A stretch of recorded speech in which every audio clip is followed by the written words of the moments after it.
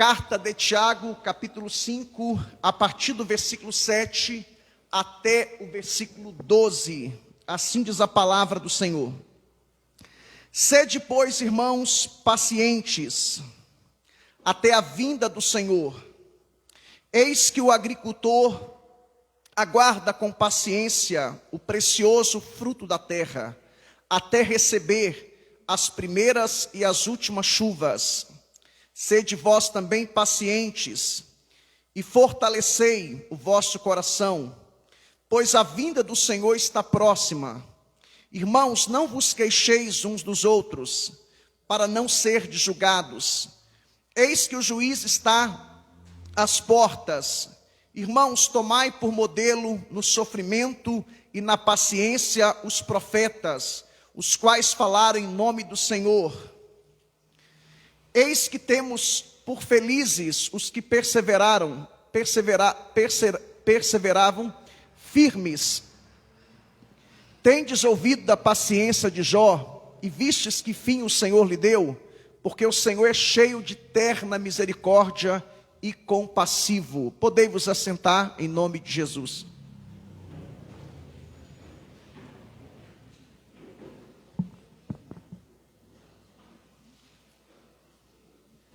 Esqueceram de ligar o ar-condicionado hoje, né? Tá quente pra caramba. Se quiser ligar, liga aí, porque eu estou transpirando muito aqui. Está muito quente. Meus irmãos, hoje nós vamos aprender sobre o poder da paciência. É sobre isso que esse texto fala nessa noite. É sobre isso que Tiago fala nesse texto. Ele está falando sobre o poder da paciência, e ele usa aqui alguns exemplos. Ele usa o exemplo do agricultor, ele usa o exemplo dos profetas, ele usa também o exemplo de Jó. E por que Tiago está orientando, recomendando os cristãos a terem paciência? Esses cristãos eram judeus convertidos ao cristianismo, e devido àquelas perseguições dos judeus, os irmãos devem se recordar que até o ano 60 da era cristã, os cristãos, eles eram perseguidos somente pelos judeus. Por quê? Eles não eram perseguidos pelos romanos, porque na cabeça dos romanos, os cristãos eram uma seita, eram dissidentes do judaísmo. Então, somente a partir do ano 60, que começou as perseguições dos romanos. Aí a gente tem aquelas perseguições de Nero, Domiciano, depois Trajano, depois a Sétimo Severo, Marco Aurélio, a Décio, Diocleciano, enfim. Nos primeiros 3 séculos a igreja foi perseguida pelos romanos. Mas aqui a perseguição era dos judeus. Os irmãos devem se recordar que lá no capítulo 12 de Atos, quando Tiago é morto, e também no capítulo 8 de Atos, quando Estevão é morto, os cristãos eles se espalham por todas as províncias do Império Romano. E é para esse público, é para essa audiência que Tiago escreve, para judeus convertidos ao cristianismo, que estavam espalhados em todas aquelas províncias do Império Romano. E esses judeus esses judeus convertidos ao cristianismo, agora cristãos, eles estavam sendo perseguidos, eles estavam passando por provações, por tribulações, por sofrimentos. E é nesse contexto que Tiago escreve essa carta, por volta do ano 45, 49 da era cristã. E é importante dizer que quando Tiago abre essa carta, você pode observar isso dos versículos 1 até o versículo 4 do capítulo 1, ele abre essa carta falando sobre provações. E Tiago abre essa carta dizendo que nas provações nós temos que ser perseverante. E agora Tiago está fechando essa carta, está no penúltimo parágrafo. E Tiago agora fala sobre paciência. Note você que ele abre a carta falando sobre perseverança nas provações, e ele fecha fecha essa carta falando sobre paciência nas provações. Os estudiosos da língua grega entendem que perseverança é com situações difíceis e circunstâncias adversas. E os estudiosos da língua grega entendem, dentro deste contexto, que paciência a gente tem que ter com pessoas. Então Tiago abre essa carta dizendo: vocês, diante das provações, vocês precisam ter perseverança. Perseverança tem a ver com situações difíceis, circunstâncias adversas. E paciência tem a ver com pessoas. E Tiago bate nessa tecla aqui. Você vai encontrar no versículo 7, versículo 8, versículo 9, pelo menos 4 ou 5 referências à palavra paciência. A palavra paciência na língua grega aqui é a ideia de tolerância máxima. É a ideia de esticar a corda ao ponto máximo. E é importante dizer que os judeus, vocês sabem que os judeus, desde a sua origem, desde a sua formação, se você pegar a história de Israel com Abraão, em Abraão Deus deu origem à nação, em Isaac Deus estruturou, em Jacó Deus formou a nação através das 12 tribos, Rubem, Simeão, Levi, Judá, Isacar, Zebulon, Dan, Naftali, Gad, Az, José e Benjamim. E ali eles ficam 40 anos no deserto, é um período que Deus usa para consolidar a nação de Israel. Depois vem Josué, um período de conquistas, de expansão do reino, do povo de Israel. Aí depois vem o período dos juízes. Aí depois vem o período dos reis de Israel. E na época de Salomão, Israel já tinha atingido o ápice, o clímax, o auge. Já era a nação mais rica do mundo, já era a nação number one do mundo. Mas guerra, revoluções, rebeliões, eram palavras que faziam parte do dicionário, do vocabulário de todos os judeus, haja vista até hoje.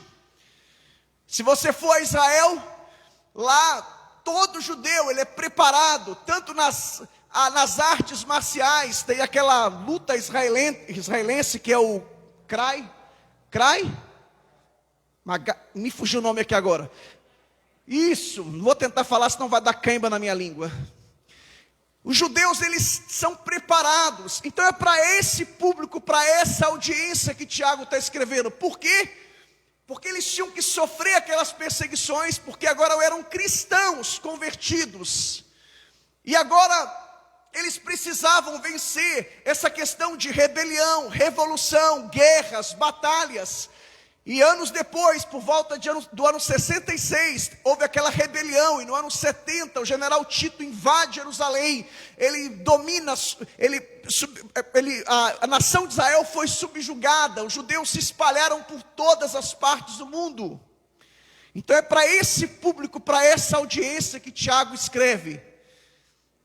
Para que eles possam ter paciência. Irmãos, eu chamo a sua atenção para os versículos 7, 8 e 9. Aqui, Tiago está usando uma figura de linguagem, uma metáfora. Ele usa a figura do agricultor.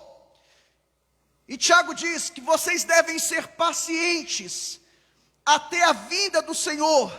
Eis que o agricultor aguarda com paciência o precioso fruto da terra, até receber as primeiras e as últimas chuvas. E no verso 8, Tiago diz: sede vós também pacientes, e fortalecei o vosso coração, pois a vinda do Senhor está próxima. E no verso 9, Tiago diz: irmãos, não vos queixeis uns dos outros, porque o juiz já está às portas. Ou seja, não entra no mérito de brigas, de confusões, de revoluções, rebeliões, guerras, porque o juiz já está às portas. Sabe, irmãos, muitas vezes nós somos vítimas de injustiças sociais. Muitas vezes sofremos ofensas, perseguições, tribulações, situações difíceis, circunstâncias adversas, e precisamos de duas coisas: perseverança e paciência. perseverança com situações, com circunstâncias adversas e paciência com pessoas. E o primeiro ponto dessa mensagem é a figura do agricultor ou do lavrador. Tiago diz: sede pacientes.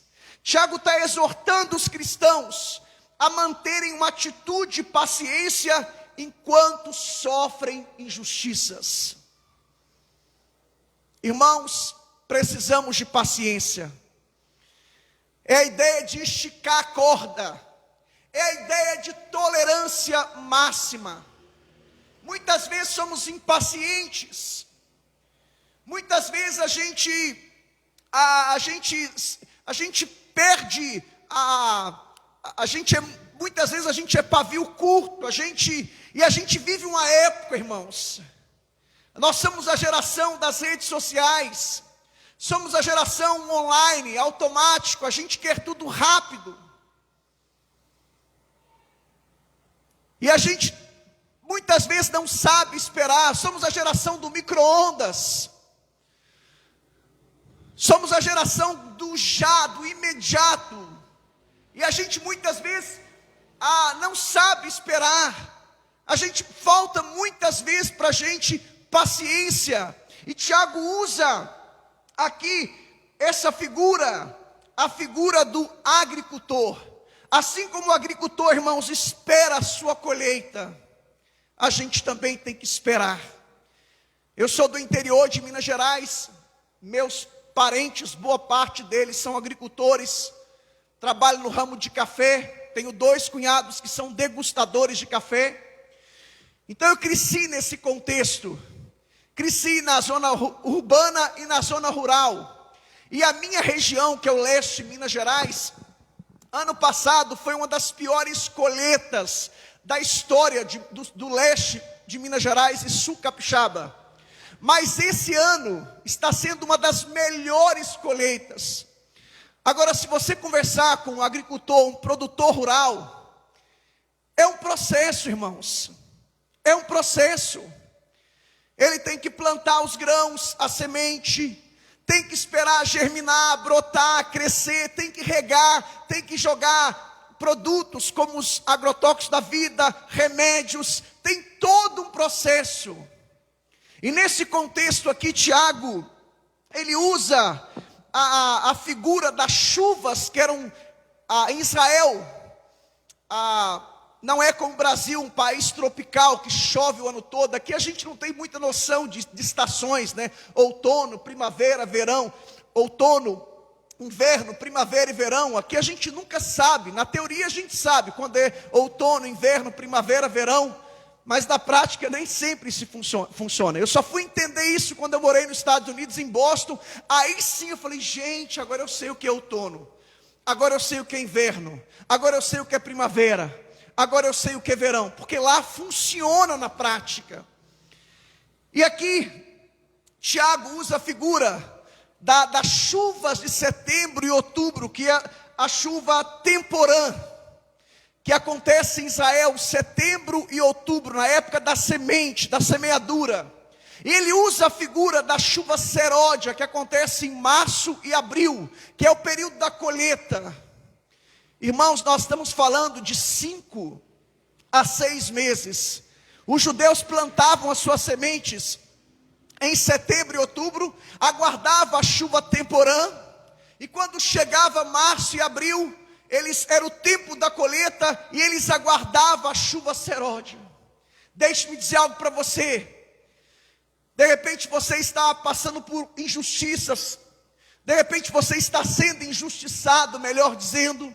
De repente você está passando por provações, por tribulações, por situações difíceis, circunstâncias adversas. Mas a palavra de Deus para você, Tiago usa a metáfora, a figura de linguagem. Ele usa essa figura do agricultor. Ele diz que nós temos que seguir o exemplo do agricultor. Ele diz no verso 8: sede vós também pacientes. e fortalecei o vosso coração. E o argumento de Tiago: pois a vinda do Senhor está próxima. E no verso 9 ele diz: irmãos, não vos queixeis uns dos outros. Aqui está o segundo argumento de Tiago, para não ser julgados. É aquilo que ele já tinha falado lá em Tiago, lá no capítulo 3, versículo 11. Não fica falando mal, denegrindo, amaldiçoando. E ele usa o argumento lá que as pessoas, independente se são cristãos ou não, elas ainda são a imagem de Deus.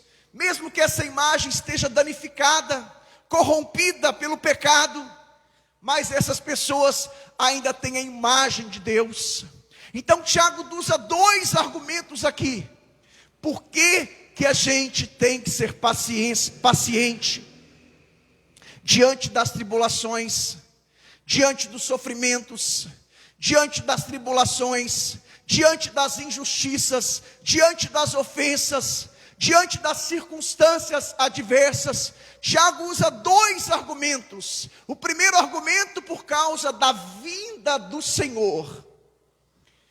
E o segundo argumento, porque o juiz já está às portas. Irmãos, se você está passando por provações, por tribulações, por situações difíceis, circunstâncias adversas, tenha paciência, porque Jesus está voltando.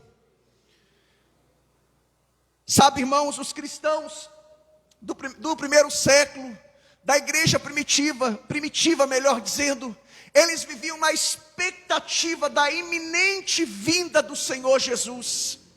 Se você estudar a história da igreja, se você estudar o período da patrística, o período dos pais da igreja, que vai até o século 7, século 8, se você estudar o período medieval, os teólogos que viveram no período medieval, como São Tomás de Aquino, se você estudar o período da reforma, pós-reforma, todos os homens de Deus viviam na expectativa de que Jesus iria voltar na sua época.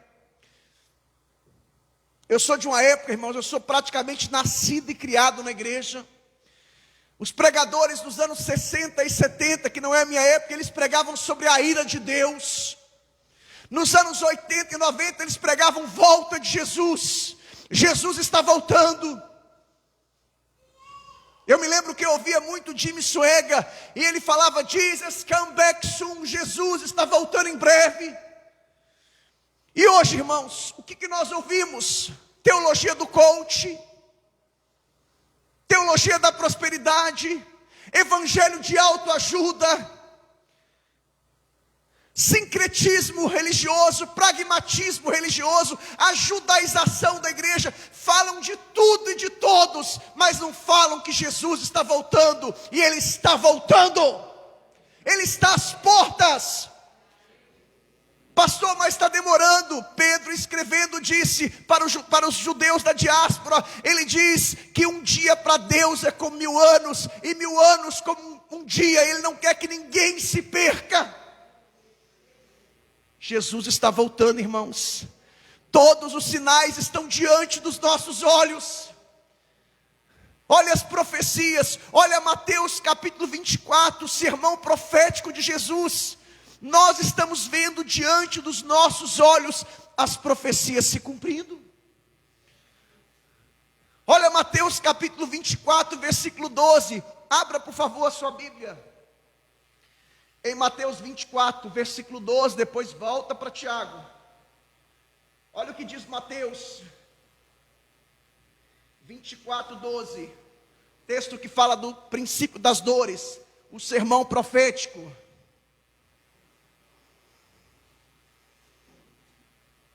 Mateus capítulo 24, versículo 12. Essa profecia a gente está vendo se cumprir diante dos nossos olhos. E por se multiplicar a iniquidade, a palavra iniquidade é uma palavra grega, anomia, que é pecado, o amor se esfriará de quase, o que diz o texto? De quase todos. Deixe-me dizer algo para vocês. Em todos os períodos, em todas as épocas da história, Deus sempre teve um remanescente. Deus sempre teve os seus fiéis. Lembra de Elias, quando ele chegou para Deus, disse: Deus, só eu sobrei, só eu restei dos profetas. Qual foi a resposta de Deus? Ainda 7.000 homens que não se dobraram a Baal. Irmãos, essa profecia está se cumprindo diante dos nossos olhos. Estamos vivendo um período de esfriamento espiritual, de apostasia. Também está cumprindo o que está em 2 Tessalonicenses capítulo 2, que é um dos sinais da vinda de Jesus. Apostasia, que é o desvio da verdade, o abandono da verdade. Um outro sinal, o aumento, a proliferação de falsos profetas. Sempre houve falsos profetas, mas nunca antes na história da igreja, como nos dias de hoje. Jesus está voltando, irmãos. Jesus está às portas. Se prepare. Jesus está voltando. Aleluia. Esse é o argumento de Tiago. Olha o que diz o verso 13 do capítulo 24 de Mateus: aquele, porém, que perseverar até o fim, esse será salvo. Querido, quem é de Deus, é aquele hino que eu gosto muito, né? Quem já pisou no santo dos santos, em outro lugar não sabe viver. Quem é de Deus sabe que é de Deus, irmãos. Eu já tentei me desviar, já tentei sair da igreja, não consigo, porque o que está em mim é muito mais forte. Quem é de Deus, irmãos, ele não desiste, ele não abandona o barco, ele não joga a toalha, ele não tira o time de campo. Nunca me esqueço, eu sempre gostei muito de luta de boxe quando era criança e adolescente, mas não gosto de MMA, porque a minha geração cresceu vendo boxe. Eu me lembro que eu estava vendo uma luta, não sei se era do Mike Tyson, Evander Holyfield, não me lembro, eu tinha uns 14, 15 anos ou mais ou menos um pouquinho. E de repente, irmãos, aquele boxeador que eu estava torcendo, ele recebeu um nocaute, e o juiz abriu contagem, e começou a contar 1, 2, 3, 4, 5, 6, 7, 8, e quando chegou no 9, ele levantou com poder de reação, e aí Deus colocou uma frase no meu coração: derrotado não é o que cai, derrotado é o que fica caído. Alguns de vocês ficaram fracos nessa pandemia, alguns de vocês voltaram para os antigos hábitos, alguns voltaram hoje, como um dos irmãos que voltaram aqui, não vou citar o nome, ele falou: pastor, me perdoa, o senhor sabe que eu caí nessa pandemia. E eu falei para ele: derrotado não é o que cai, é o que fica caído. Se levante, erga a sua cabeça, Deus é contigo. A gente precisa perseverar, irmãos. A gente precisa ser paciente com pessoas e perseverar diante das situações. E o argumento de Tiago é que Jesus está às portas, Ele está voltando. Para nós, a igreja, será um momento de alegria, de felicidade, de triunfo. Estaremos com Ele para sempre, independente das correntes escatológicas. Se você pegar, eu estudo escatologia há mais de 20 anos, e já ministramos algumas coisas aqui. Se você pegar 10 teólogos, são 11 opiniões diferentes no tocante à cronologia dos fatos. E aí a gente tem a visão pré-milenista histórica, que eu não vou falar, que eu já falei isso aqui. Os amilenistas, os pós, os pré-milenistas, os pré-tribulacionistas. Mas há consenso entre todos eles que Jesus vai voltar. Eles só divergem no tocante à cronologia dos fatos. Por isso que a gente não é dogmático nesse ponto. O que importa é que Jesus está voltando. Ele está às portas. E esse é o argumento de Tiago. Jesus está voltando. Então fica firme, meu irmão. E o segundo argumento de Tiago é que o nosso Deus é justo. O juiz está às portas. Um dia Jesus veio, hoje ele é advogado, mas um dia ele será juiz, e ele vai julgar os ímpios. Deus é justo, irmãos. Isso fala de justiça. Você pode achar que Deus te abandonou, que Deus te esqueceu. Você pode até se perguntar, mas por que Deus está permitindo que eu passe por isso? Deus está forjando o seu caráter. Deus está trabalhando em você. E através de você, Deus está te moldando. E tudo que você está passando hoje, Deus está permitindo, para que no futuro você tenha autoridade de Deus para ministrar na vida de outros que vão passar pelo que você está passando. Nada é por acaso. A Bíblia diz em Romanos 8:28 que todas as coisas cooperam para o bem daqueles que amam a Deus. Em tudo Deus tem um propósito. Em tudo Deus quer nos ensinar alguma coisa. Você pode adorar o Senhor, você pode exaltar Ele, você pode glorificar Ele, você pode aplaudir a Ele.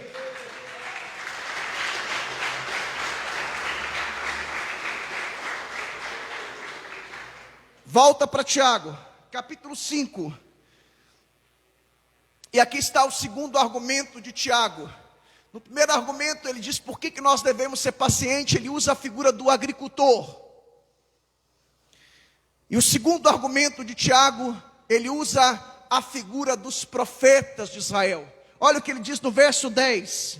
Irmãos, tomai por modelo no sofrimento e na paciência os profetas, os quais falaram em nome do Senhor. Pergunto a você, veja a vida dos profetas, Jeremias, Elias, Isaías, Daniel. Veja a vida dos apóstolos, embora que a referência não seja aos apóstolos.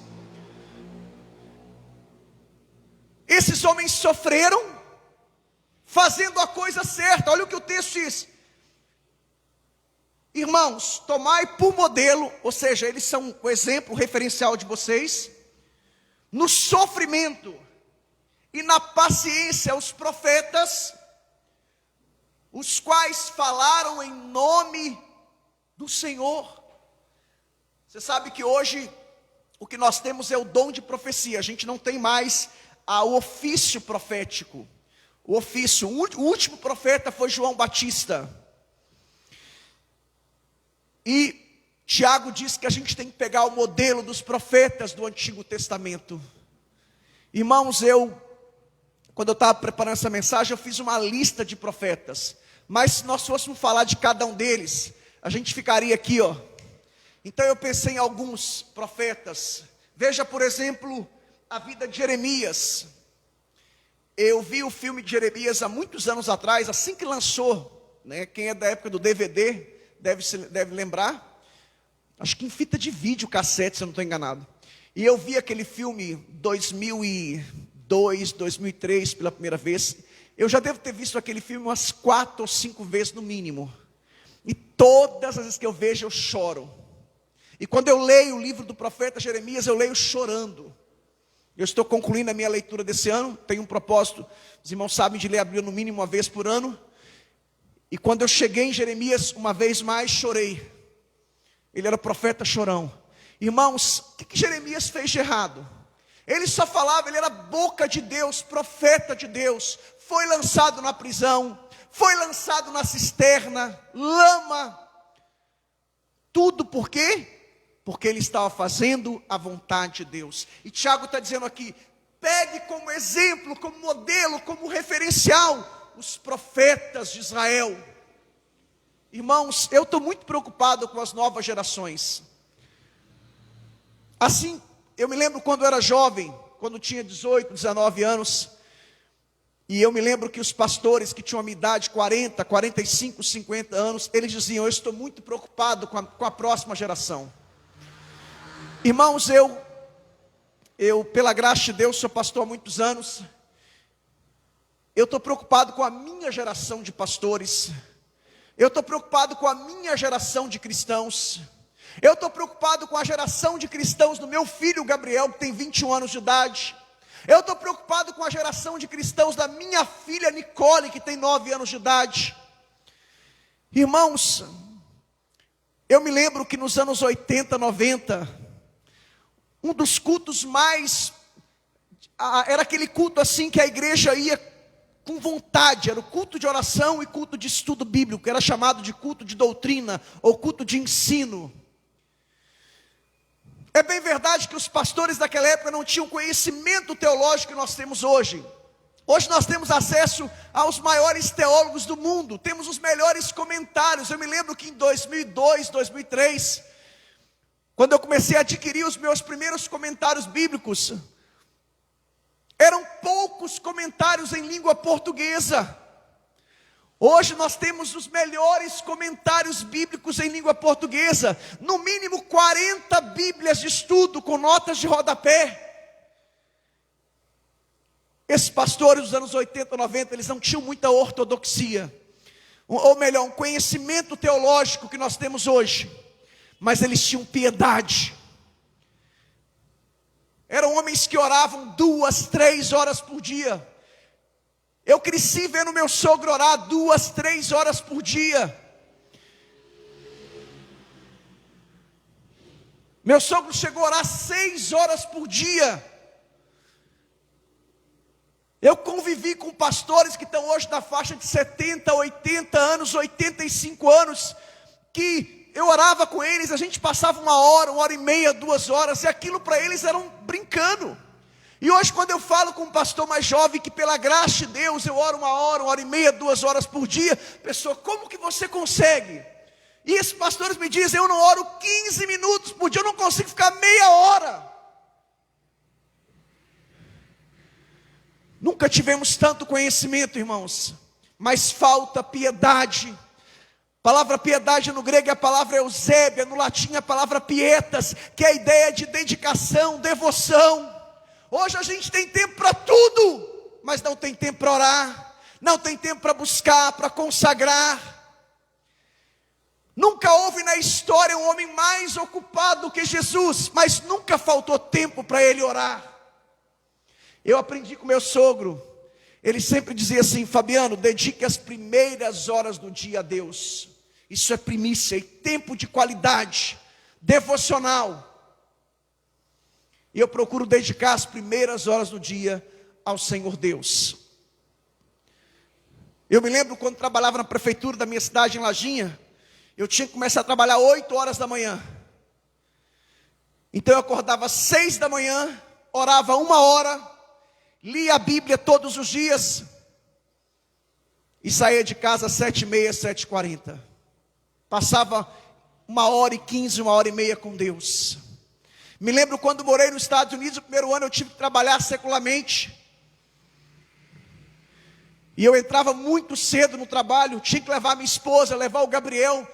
Nossa, era uma loucura, irmãos. Eu acordava às 5 da manhã, orava um período de meia hora, e 5h30 tinha que deixar minha esposa lá num bairro longe de Boca Raton, tinha que levar o Gabriel lá no outro, lá não tem bairro, né? E depois ia trabalhar. Eu me lembro que em Boston, os irmãos passando por dificuldade financeira, porque o inverno lá é rigoroso. Temperaturas de 15, 20 graus abaixo de zero. Eu falava, irmãos, vamos orar às 5 da manhã na igreja. E 5 da manhã tinha irmãos lá orando comigo. A gente orava 21 dias, 30 dias, 40 dias. Irmãos, precisamos de orar. Essa geração está sendo uma geração fraca, porque falta oração. Está tendo muito ajuntamento, como disse o pastor Hernandes, mas pouco quebrantamento. Olha as nossas orações, boa parte das nossas orações é para Deus nos abençoar. A gente tem que orar mais para Deus nos quebrantar, para Deus nos restaurar como as torrentes do Negueb. Precisamos orar, irmãos. Precisamos buscar a face de Deus. Precisamos conciliar ortodoxia com piedade, conhecimento e graça. E Tiago usa a figura dos profetas de Israel, exemplos de homens de Deus. Elias, ele teve que fugir. Quando ele, primeiro livro dos Reis, capítulo 17, 18, quando ele vai lá e profetiza para Acabe, e diz, não vai chover. Elias teve que fugir, para proteger a sua própria vida. Isaías, diz a tradição, que ele foi cerrado ao meio. Daniel foi lançado na cova dos leões. João Batista, o último profeta, foi decapitado. Pensemos nos apóstolos de Cristo. Todos os apóstolos, exceto João, morreram pelo viés do martírio. Pensemos em Estevão, primeiro mártir da igreja, que morreu apedrejado. Pensemos nos primeiros cristãos do século I, século II, século III. As perseguições, eles sofreram perseguições, torturas, exílio, morte, seus bens eram confiscados, mortos, devorados por leões, famintos da Líbia. Olha as perseguições de Nero, Domiciano, Trajano, 17º Severo, Décio, Diocleciano. As perseguições só cessaram com a conversão de Constantino, quando ele baixa aquele decreto, o Edito de Milão, 312, 313. Depois o Edito de Tessalônica, com o imperador Teodósio, 380, 381, que o cristianismo agora era a religião oficial do Estado. Quem é o seu exemplo? Quem é o seu referencial? Os mais antigos talvez vão dizer Ronaldinho Gaúcho, Ronaldo Fenômeno, Zidane. Os mais jovens talvez vão dizer Messi, Cristiano Ronaldo. Quem é o seu referencial? Tiago está dizendo aqui que a gente tem que ter como exemplo, modelo, referencial, os profetas de Deus do Antigo Testamento. No nosso caso aqui podemos pegar os apóstolos de Cristo. Quem é o seu referencial?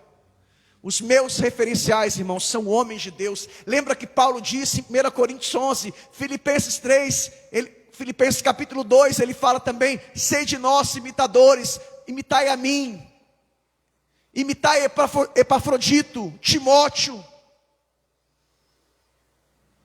Os nossos referenciais têm que ser gente que são modelo de caráter, de conduta, de ética, de piedade, de ortodoxia. Quem são os seus modelos? Quem são os nossos exemplos, os nossos referenciais? A quem que você olha e fala assim: eu quero imitar essa pessoa. Essa pessoa é um exemplo de caráter, de conduta, de moral, de ética, de valores, de princípios. Tiago está dizendo aqui: olhai para os profetas, olhai para Elias, olhai para Jeremias, olhai para Isaías, olhai para João Batista, olhai para os apóstolos. Todos eles sofreram perseguições, todos eles sofreram retaliações, fazendo a vontade de Deus. A Bíblia diz em Romanos capítulo 8, se Deus não poupou nem o seu filho, você acha que Ele vai te poupar? Deus não tem filhos prediletos. Deus não tem filho mimadinho que diz: eu quero isso, não quero aquilo. Deus está trabalhando em nós e através de nós. Oremos para que Deus levante uma igreja forte, poderosa. Eu tenho orado muito pela geração dos meus filhos.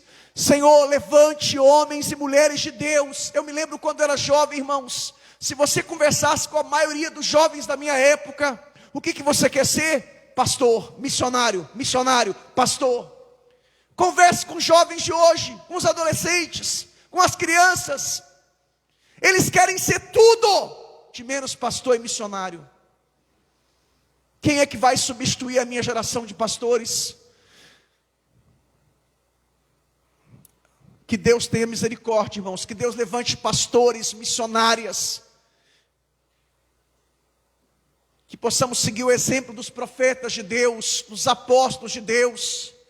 E o terceiro argumento de Tiago está no verso 11.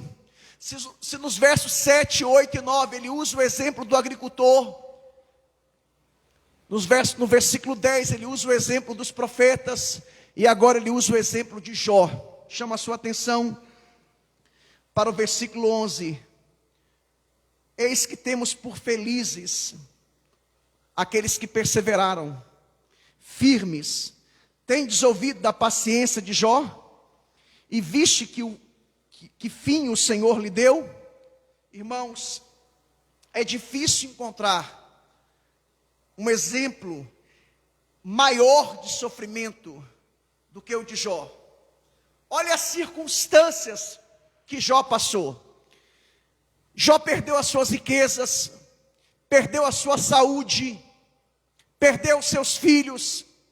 Mesmo assim a sua esposa fazia oposição a ele, dizia: suicida, não vale a pena, amaldiçoa o teu Deus e morre. Jó perdeu tudo, e ainda os seus amigos o acusavam de ser hipócrita, mentiroso. Ei, Deus te abandonou, Jó. Mas não obstante a tudo isso, Jó perdeu tudo, exceto a sua fé em Deus. Sabe, irmãos, podemos perder tudo. Gosta da oração do profeta Abacuque, capítulo 3, versículo 17, 16, 17, 18, 19. Quando Deus anuncia para ele aquela profecia: olha, os caldeus, os babilônicos vão invadir Jerusalém, vai destruir tudo.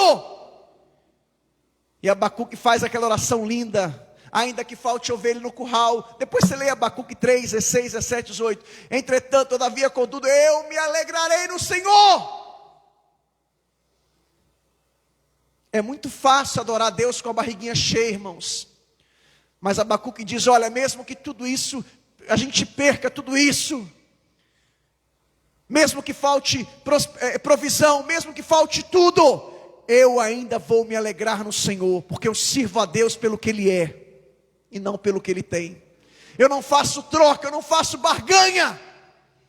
O meu amor por Deus é incondicional. Eu sei de onde Ele me tirou, eu sei o que Ele fez, faz e fará na minha vida. Ele é fiel, justo e verdadeiro. Você pode aplaudir o Senhor?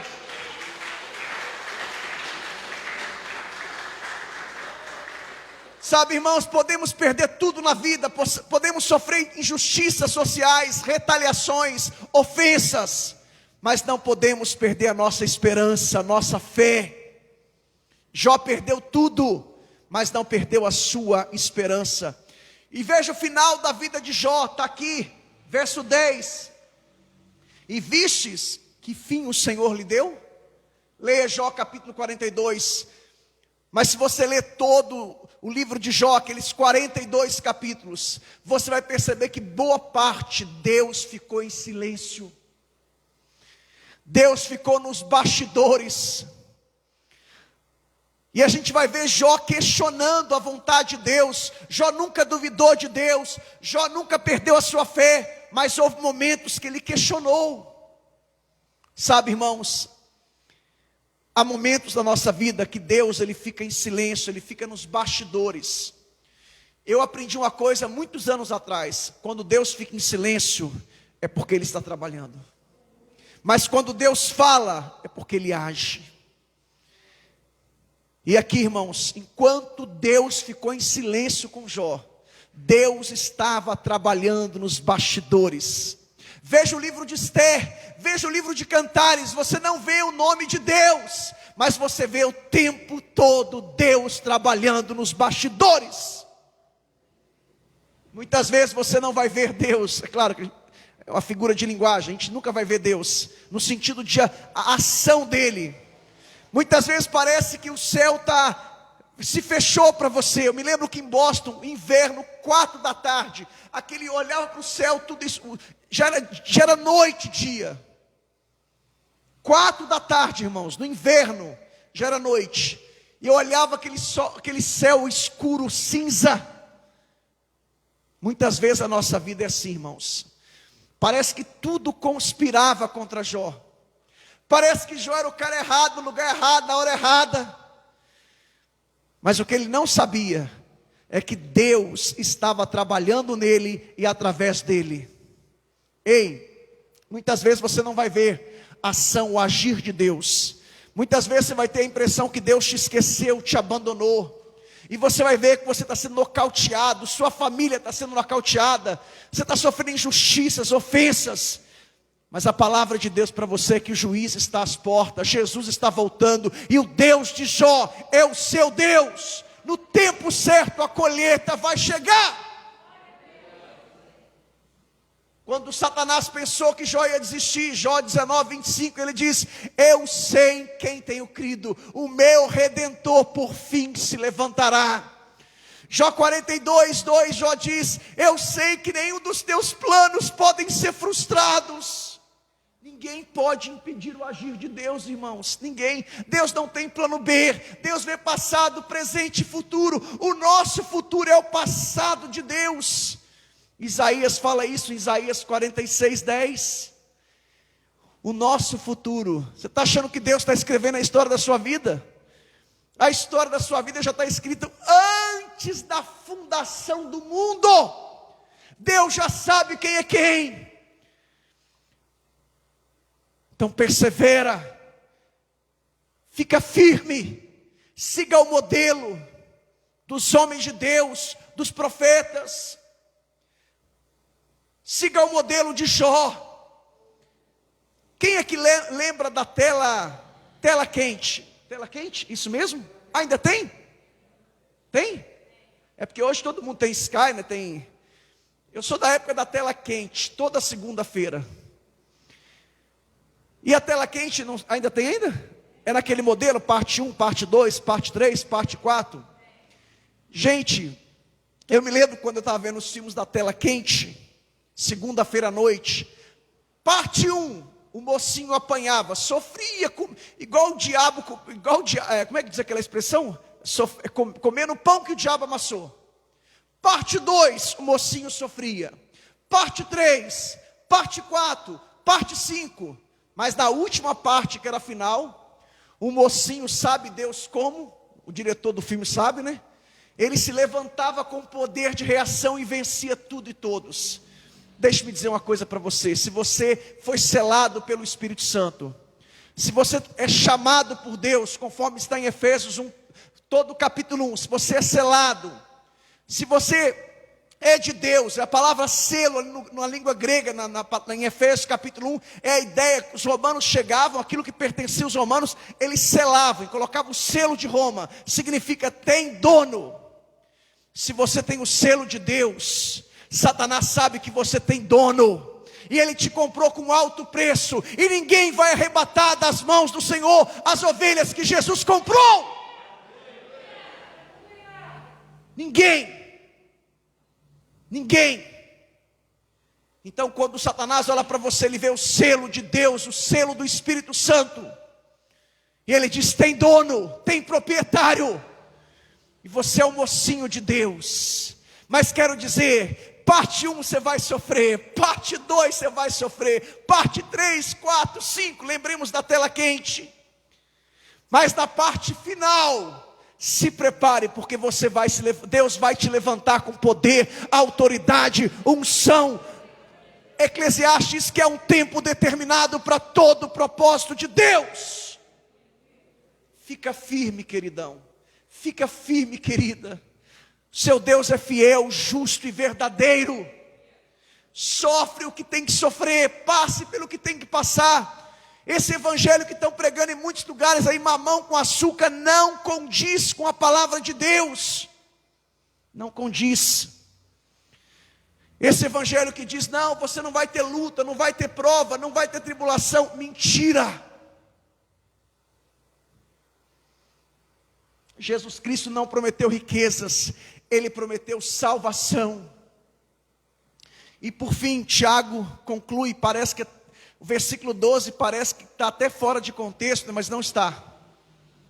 Tiago diz no versículo 12, ele está parafraseando o que Jesus tinha falado no Sermão da Montanha. Ele diz: não jureis. Olha o que Tiago diz no verso 12: acima de tudo, porém, meus irmãos, não jureis, nem pelo céu, nem pela terra, mas antes que a vossa palavra seja sim, sim, ou não, não. Por quê? Parece que está fora de contexto, mas não está, tem tudo a ver. Porque quando a gente está passando por provações, tribulações, sofrimentos, quando parece que tudo está conspirando contra a gente, o que a gente faz? Promessas, votos.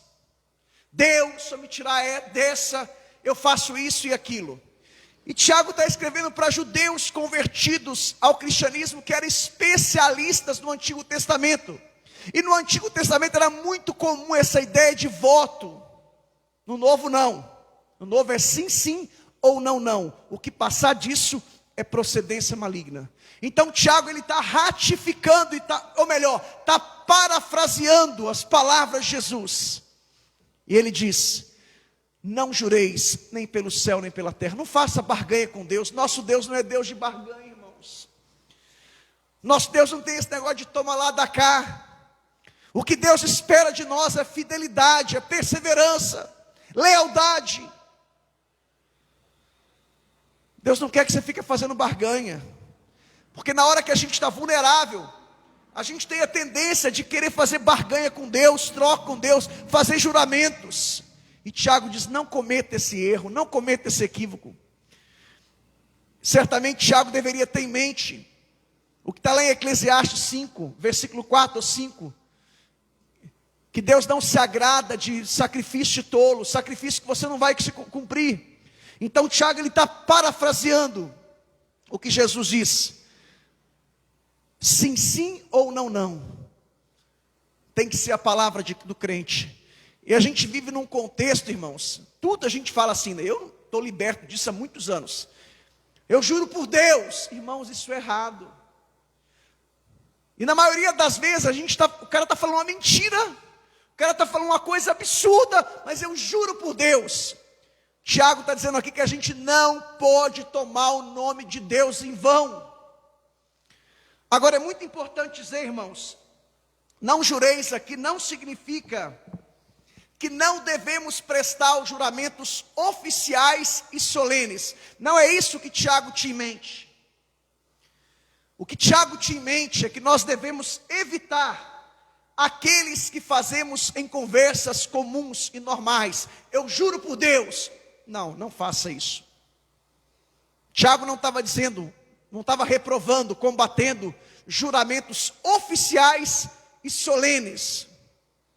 Nos Estados Unidos, quando um camarada vai diante de um tribunal, que é corte, ele tem que colocar a mão na Bíblia e fazer um juramento solene e oficial. Eu perguntei a Lívia hoje, no Brasil não é preciso. Mas ele tem que jurar falar a verdade. Não é isso que Tiago tinha em mente. E quando você estiver passando por provações, tribulações, não fica prometendo que você não pode cumprir, porque muitas vezes a gente promete o sol e a lua e não dá uma estrela depois. Olha a história de Israel. Nós somos levados a não cumprir aquilo que a gente promete. Então que a sua palavra seja sim, sim ou não, não. O que passar disso é procedência maligna. Nunca prometa aquilo que você não pode cumprir. E principalmente para criança, irmãos. Deixa eu me dizer uma coisa, eu fui uma criança muito pobre. Muito pobre. E eu me lembro que alguém falava assim: no Natal eu vou te dar isso. Eu ficava o ano todo. Chegava no Natal, eu rodeava a pessoa. Mineiro fala rodear, tá? Mineiro fala, quem é mineiro aqui sabe disso. Eu ficava rodeando a pessoa, dando volta, né? E a pessoa nada. E eu já prometi coisas para crianças e elas se frustraram. Pastor, você falou que ia me dar isso, não deu. Eu falei. Nunca prometa algo que você não possa cumprir. Nunca, para ninguém, principalmente para crianças e para os seus filhos. Sempre que eu quero falar alguma coisa com meus filhos, eu falo: se Deus quiser, o papai pretende dar isso. Mas vai depender do orçamento do papai, vai depender do meu contexto. Mas algumas coisas eu prometi para o Gabriel, até hoje ele me cobra. Por exemplo, ele falou quando ele completasse, eu falei para ele, quando ele completasse 18 anos, e quando eu fiz essa promessa para ele, me lembro como se fosse hoje, a gente estava num Burger King ou McDonald's dos Estados Unidos, ele tinha 7 ou 6 ou 8 anos, eu falei: Gabriel, quando você completar 18 anos, o papai vai te levar no Morumbi, que até lá o green card do papai já saiu, a cidadania do papai saiu, e nós vamos sair daqui dos Estados Unidos, e ir lá no Morumbi ver um jogo do São Paulo. E quando ele completou 18 anos, eu estava aqui, passando por algumas provações, mas dava para ir. E aí, pai? Eu falei: não, Aí ele já foi várias vezes, sempre que ele fala, pai, até hoje você não cumpriu, né? Eu falo, me perdoa, Gabriel, não cumpri. E agora que não dá para cumprir mesmo, né? Pandemia e a situação do time também, né? Irmãos, nunca prometa, e ele está com 21 anos, e até hoje eu não cumpri. Mas eu pretendo me reparar com ele, antes dos 30 anos. Mas nunca prometa, até hoje ele me cobra. Pai, eu queria ir no Morumbi com o senhor, não é a mesma coisa sem o senhor. Nunca prometa aquilo que você não pode cumprir. E não faça barganha com Deus, porque isso é antibíblico. Não fica querendo fazer troca com Deus, toma lá, dá cá. Seja fiel a Deus em tudo. Eu queria te convidar a se colocar em pé. Ministério de louvor. E depois dessa louvor, eu vou estar orando para você que precisa de perseverança e paciência. Perseverança com situações difíceis, com circunstâncias adversas, com ocasiões, e paciência com pessoas. Tá ok. Tá ok.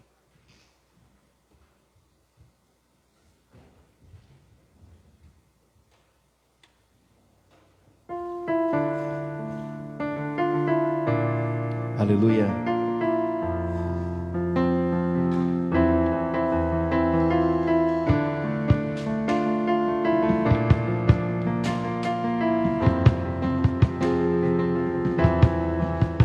Eu não vou me apegar com as coisas daqui, pois eu sei há um lugar que me espera. Estrangeiro eu sou, o meu lar é o céu. Meu Jesus vem buscar a sua noiva. Ele virá num piscar de olhar. Quem estiver pronto com ele irá, na sua glória com ele morar. Ele vem, não mais tristezas, não mais temor. Junto com os anjos cantar eu vou. Digno é o Cordeiro que se entregou. Ele vem, ele vem.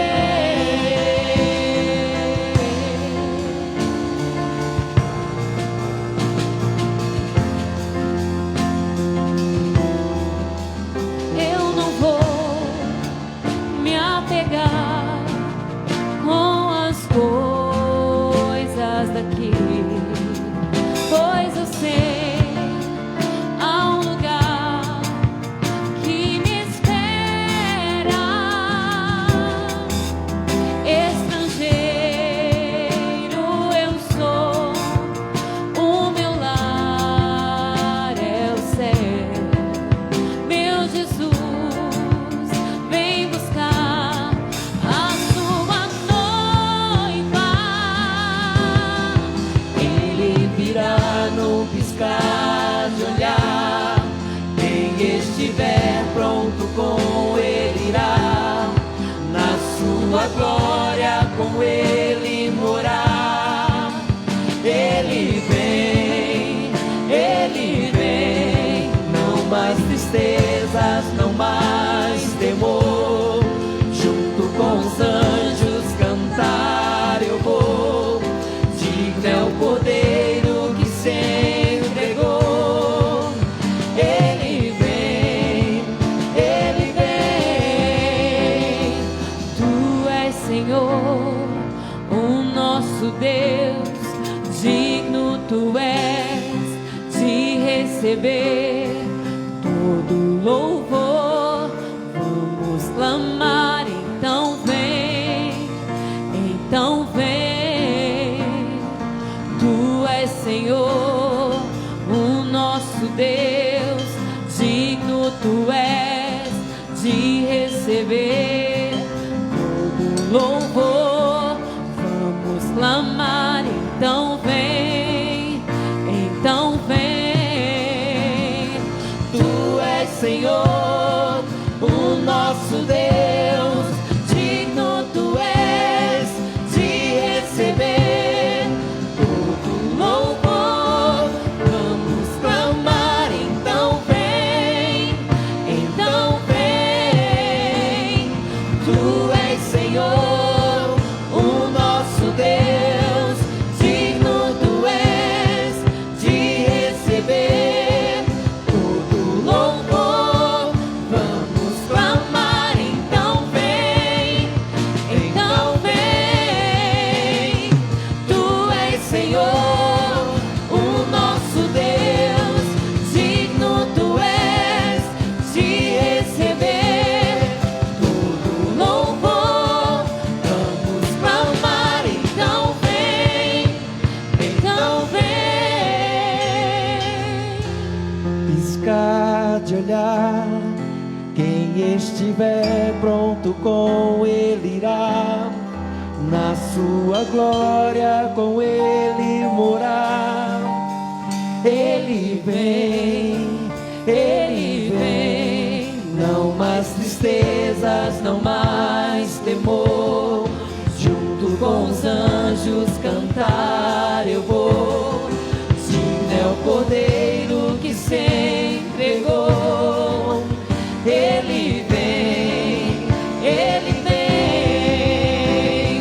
Tu és Senhor, o nosso Deus, digno tu és de receber todo louvor. Vamos clamar, então vem, então vem. Tu és Senhor, o nosso Deus, digno tu és de receber todo louvor. Vamos clamar, então vem, então vem. Aleluia. O rei está voltando, o rei está voltando, a trombeta. Levante as suas mãos e adore o Senhor. O meu nome irá chamar. Sim, o rei está voltando, o rei está voltando. Aleluia, ele vem me buscar. O rei está voltando, o rei está voltando.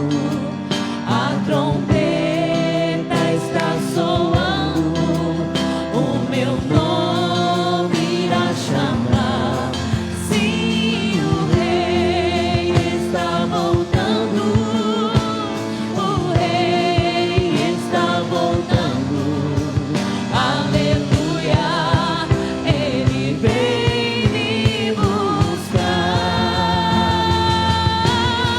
O rei está voltando, o rei está voltando. A trombeta está soando, o meu nome irá chamar.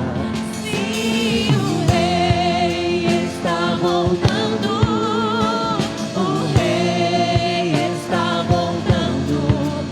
Aleluia, ele vem me buscar.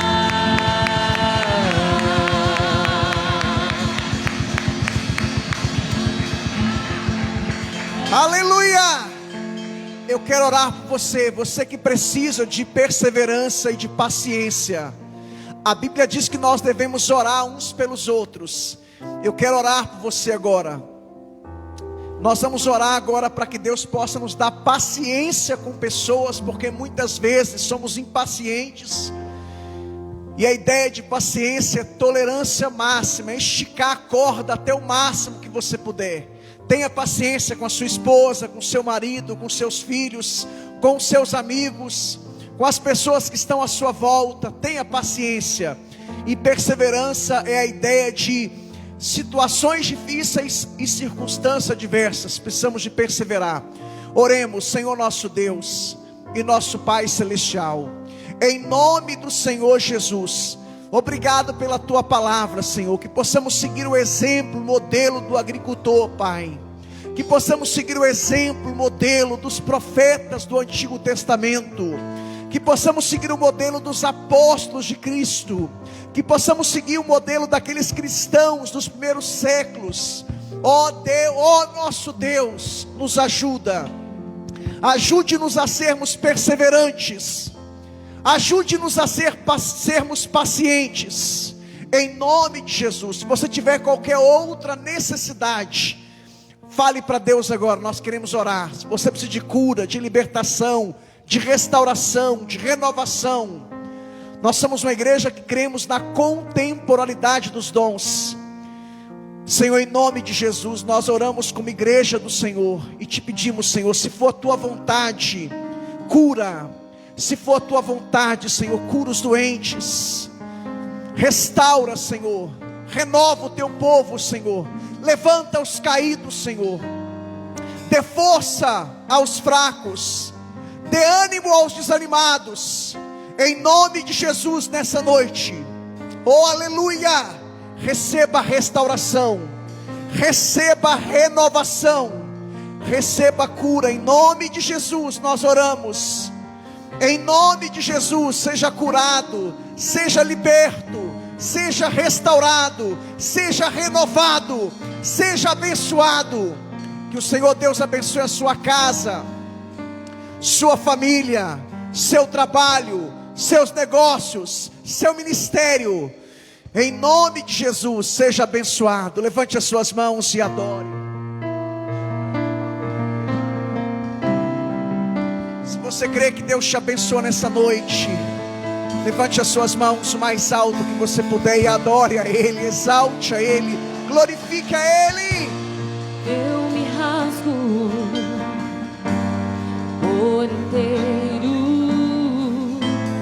faço tudo, mas vem novamente. Eu mergulho na mirra ardente, mas peço que Sua presença aumente.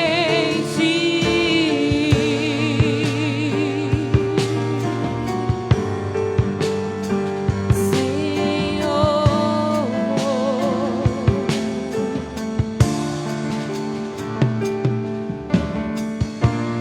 eu me rasgo por inteiro, faço tudo, mas vem novamente. Eu mergulho na mirra ardente, mas peço que Sua presença aumente. E se eu passar pelo fogo, não temerei. Na Tua fumaça de glória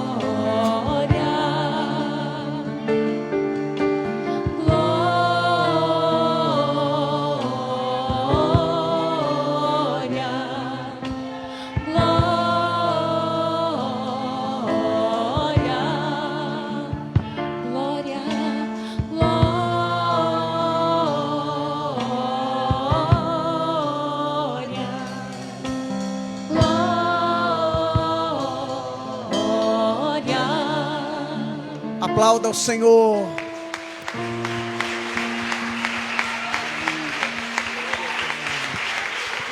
Aleluia! Glória a Deus!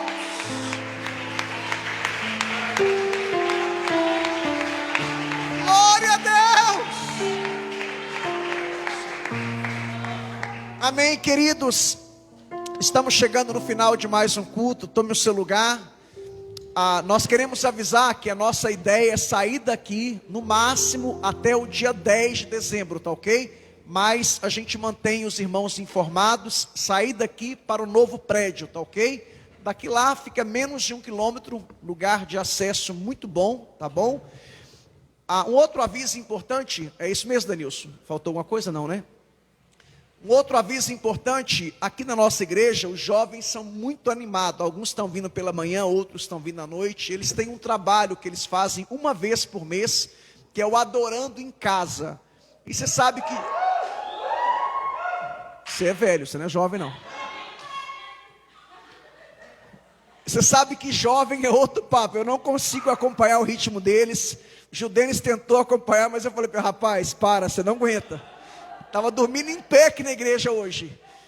Então, para os jovens aí, é um trabalho que tem palavra, né? Tem louvor, muita música, louvores cristocêntricos, teocêntricos, e tem um teatro evangelístico também, que é apresentado nesse trabalho que eles fazem, porque eles convidam muitos jovens que não são crentes, é uma forma de evangelizar, né? Então é um trabalho bem diferente, um modelo bem diferente, é uma coisa bem assim, informal, né, Judenis? Um culto bem estilo jovem mesmo, né? Então, para você que é jovem, tem alguns jovens novos aqui na igreja, tá? Para você que é velho, igual eu, aí não se escandalize, tá? Que a gente já não consegue acompanhar o ritmo deles, eu até tento, mas quando eu chego lá, não consigo. No outro dia eu estou mais quebrado que arroz de terceira. Então o Judenis vai colocar aqui um pouquinho do trabalho de ontem, e depois o presbítero Samuel vai estar orando, finalizando e dando a bênção apostólica, ok?